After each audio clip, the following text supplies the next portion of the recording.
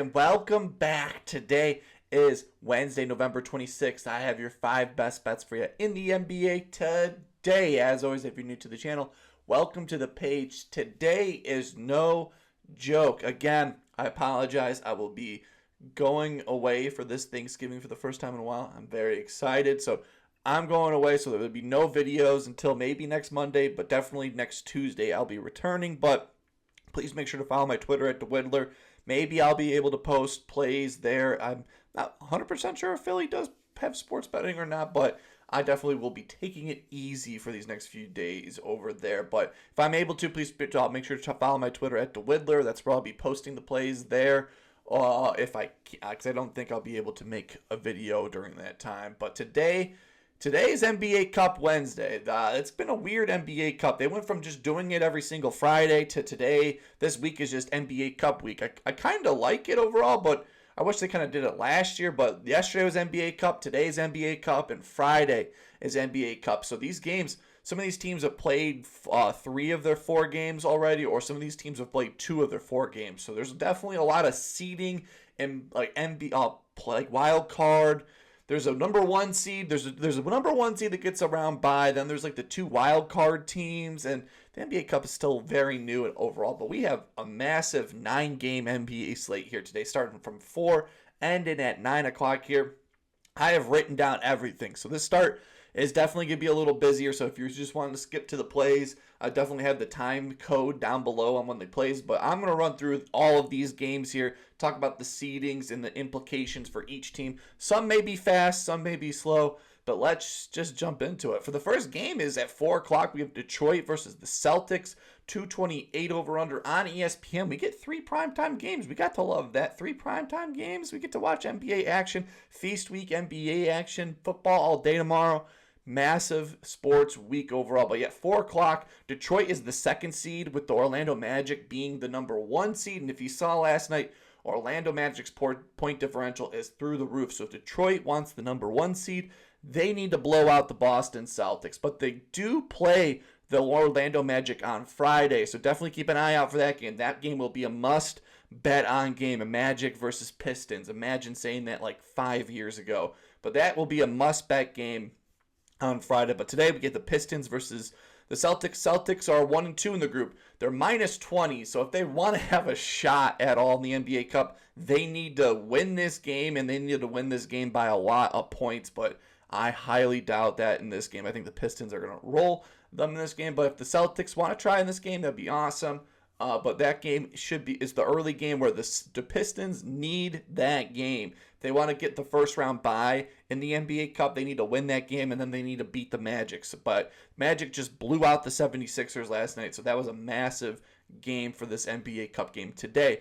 Jump into the second game on the Knicks versus Hornets game. Hornets, it's 1-2-3 Cancun. Enjoy your time off with this. They're 0-2, minus 31. This is just, you play the young guns, and you hope that this game's better, because it's going to be a playoff game, kind of. That's what the nice thing about this NBA Cup thing is, these younger players playing some high-level basketball games. And the Knicks, they're 1-1 record. They're minus 2. I'd say this is a must-win, and they must win by big points. They're currently number 3 in their NBA Cup standings. So if you see my face changing colors from light to dark, it's because I'm looking at the graphic. They're 3rd. They're minus 2. The Heat are plus 47, and the Bucks are the other team. So definitely the Knicks need to win this. They're 1-1 group stage, minus 2 in point differential. So they need to win, and they need to win big, since the other 2 teams ahead of them all have plus like 40 point differential on the day, or they just got to wait till a little late. The Heat need to beat the Bucks. I'm just jumping around. Yeah, I'm jumping around. My bad, guys. Third game, Bucks versus Heat. This game means so much for both teams. This game means a lot. The Bucks lead the group at plus 29. I was talking about the Knicks. That's where I got a little confused over there. But the next game, the Knicks are going to be looking out on this game. The Bucks versus the Heat. This game means the most. They have the Knicks, Hornets, Bucks, and Heat all playing today. These two games mean the most. That's probably why they're a little staggered start in the game. But the Bucks, they lead the group at plus 29. The Miami Heat are 2nd in the group with plus 47. The point differential, they're 2-1. This is the Miami Heat's last game of the NBA Cup. So they need to win this to secure their NBA Cup status. where the Bucks, they play the Knicks one more time in the NBA Cup, so that game will come down to that. But this game means the most for the Heat. The Heat are plus 47. If they win this game, they're 3-1. They'll have an even higher point differential, and I think they could even secure a number 1 seed. Well, they're going against the Toronto Raptors for the number 1 seed in the NBA Cup. But this game means a lot. That's probably why the Heat are 6.5-point favorite here. But this game is going to be points, 233 over under. I think the Heat will just keep going in this game. For the fourth game is the Toronto versus Indiana Pacers. This game means nothing for the Pacers. They're 0-2, minus 31. It's 1-2-3 Cancun for them. But the Toronto, they're 3-0. They're probably the best team in the NBA Cup so far, right behind the Oklahoma City Thunder, plus 52. They're first in the group, and they're first in their group. Who's in their group? Toronto. Toronto has the Cavs, Wizards, Hawks. Yeah, Toronto's looking pretty great overall. Toronto, you look like you're going to set up for success. If they win this game, there's minus 9 favorites against the Pacers here. If they win this game and they win by a lot, they have an opportunity for they have the number 1 seed. They have the number 1 seed pretty much locked up. They'll be 4-0 with the highest point differential, in the Eastern Conference. So this game means a lot for Toronto, and Toronto hasn't much going on for them. A lot of these players, high-paid contract players. This game will mean a lot for the Raptors. So this game means a lot for the Raptors, not that much for the Pacers. So I could see Toronto just going up big and just doing what they did against the Bulls a few years ago, where they just keep piling on points on them. For the fifth game, the best game on the whole slate on ESPN, Wolves versus Oklahoma City Thunder.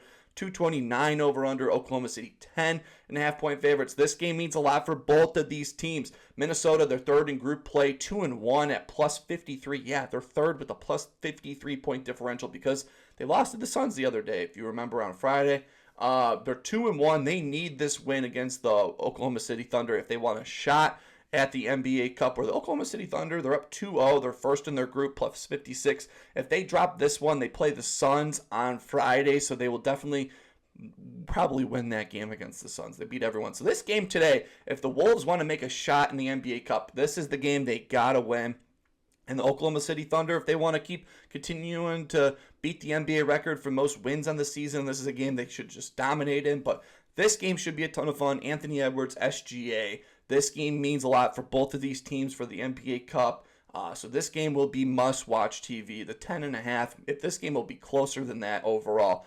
Again, Wolves, they need this win to at least have a shot. With the Suns losing, they need to have a higher point differential. So if the Wolves win, they need Oklahoma City to blow out the Suns, which could happen. And the Suns do play later on, so they got to keep out for the record there. Sixth game overall, Minnesota versus the Pelicans. This game is a fugazi. It's a fugazi. Does not exist. High over-under game. This game should just be fun if you like young players. If you like Jeremiah Fears, Queen, this is the game for you. Both teams are not looking good. Memphis could sneakily come up out of nowhere, but I highly doubt it. They only have a +9. The record's 1-1. They're third in their group. Pelicans, they're fifth in their group, 0-3. This is the last game, -12. Better luck next season. Just play Fears and Queen the whole time and just have fun with this game. Zion might do a cool dunk. John Morant might just talk shit to people. This game will be fun to just watch the yippee yappers all go back and forth on each other in that game. 7 o'clock. Now we get to the late game at 9 p.m. San Antonio versus Portland. This game means a ton for the Trailblazers. Trailblazers are first in their group, but their point differential is -18. So they need to win this game, and then they need to win this game big to secure like their plus-minus overall. Who's in their division?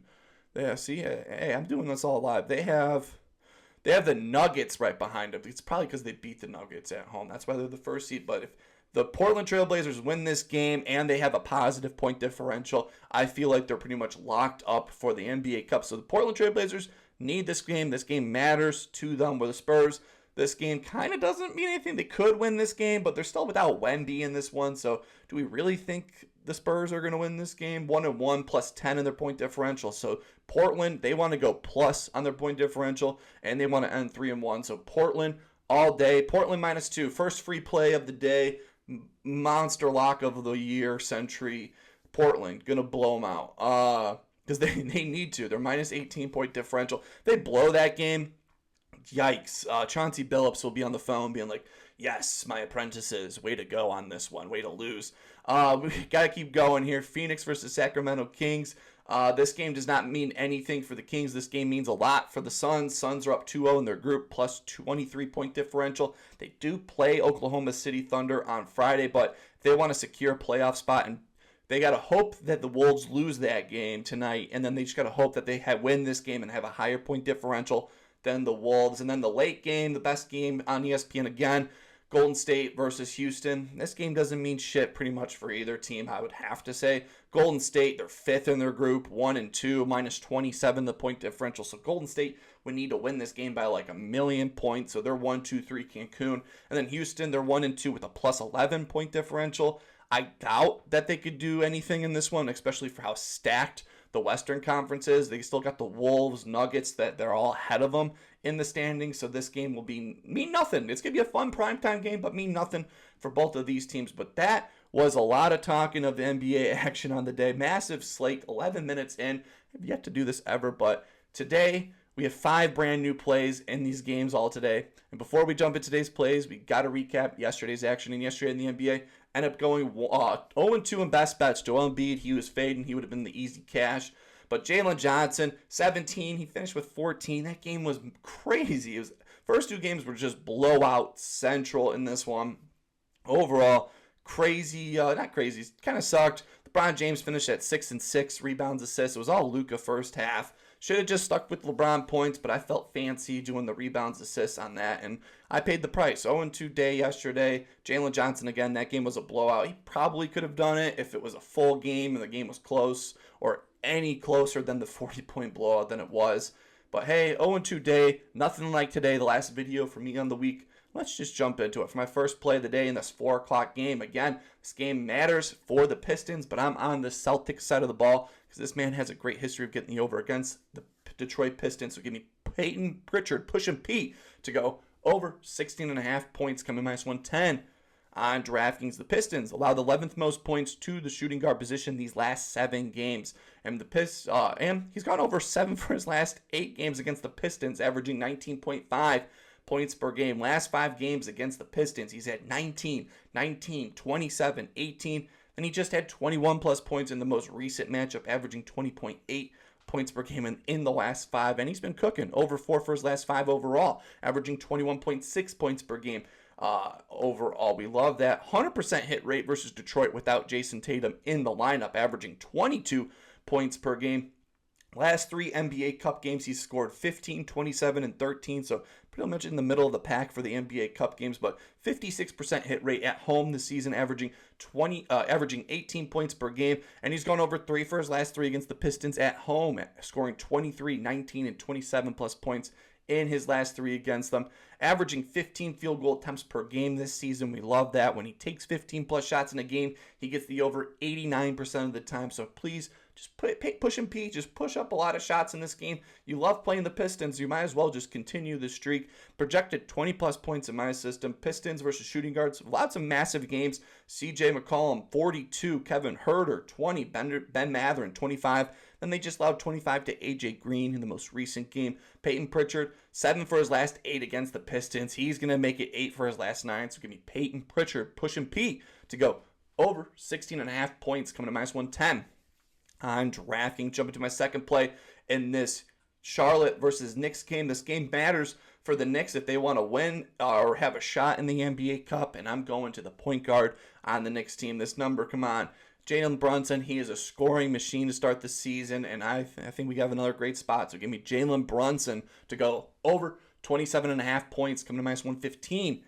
On DraftKings, he has an amazing matchup. These last 7 games, the Hornets allowing the 6th most points and the 2nd most threes to the point guard position. And he's gone over 2 for his last 3 against the Hornets as well, averaging 29 points per game, with the last 3 games him scoring 32, 31, and 24 points. And in that 24-point game, he only took 8 shots in that game, shot 8 for 6 from the field. It was a 20-point blowout in that game. But today, being the NBA Cup, even if it's a blowout, they need to win big in this game. So Jalen Brunson will stay on the court, and he's been balling out overall. 4 for his last 5, averaging 30.2 points per game, 67% hit rate on the road. You know me, I love my ultimate road warriors, and he is one of them. 3 for his last 3 in Charlotte, averaging 31.7 points per game, scoring 31, 32, and 32 points in his last 3 in Charlotte.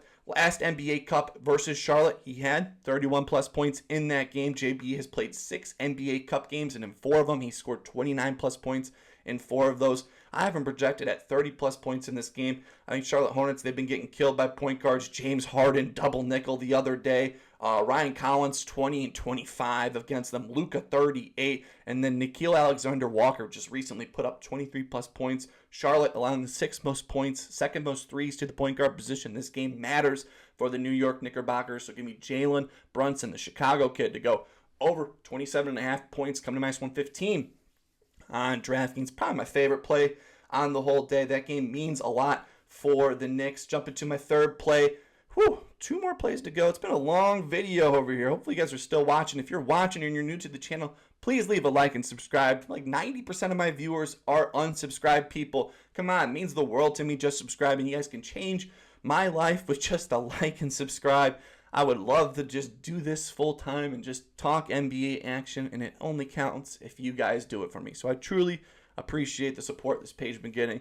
Jump into my third play here in this Miami versus Bucks game. This game matters for the Miami Heat. This game matters for the Bucks. So this is a playoff game, and Tyler Herro loves playing the Bucks. So give me Tyler Herro to go over 19.5 points, coming to minus 113.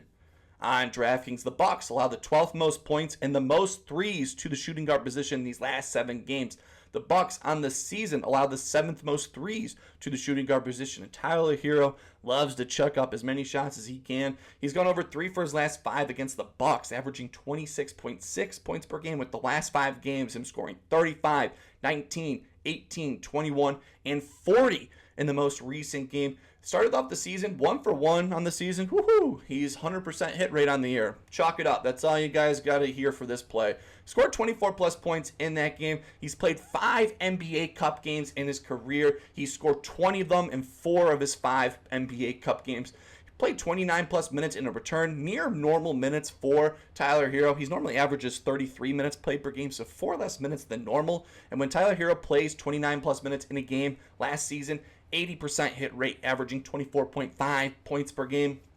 18 field goal attempts when he returned for a game. I think Norman Powell will be returning this matchup. I don't really care. They play a fun offense where they cut and move everyone, and Tyler Herro loves to shoot his shots. When he gets 18 field goal attempts in a game, it's a 91% hit rate last season when he takes 18 plus shots. Of Tyler Herro, just keep checking them up against this Bucks team that was your hometown team. Shooting guards versus the Bucks have had some massive games. RJ Barrett, 13. Kevin Huerter, 13. Max Christie, 13. Reeves, 25. In the most recent game. And then Jaden Ivey just had 10 against them. I have him projected at 20 plus points in this game.